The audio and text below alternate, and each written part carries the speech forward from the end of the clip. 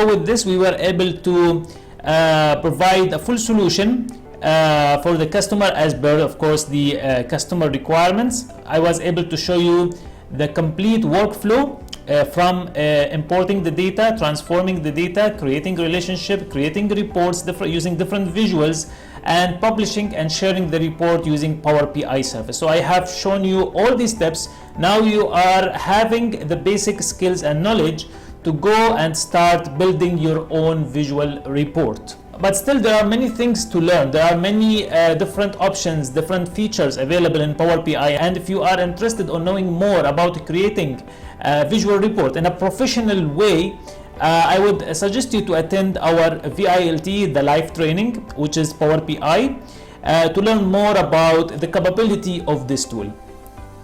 Thank you so much for attending this course, and see you in some other courses. Thank you.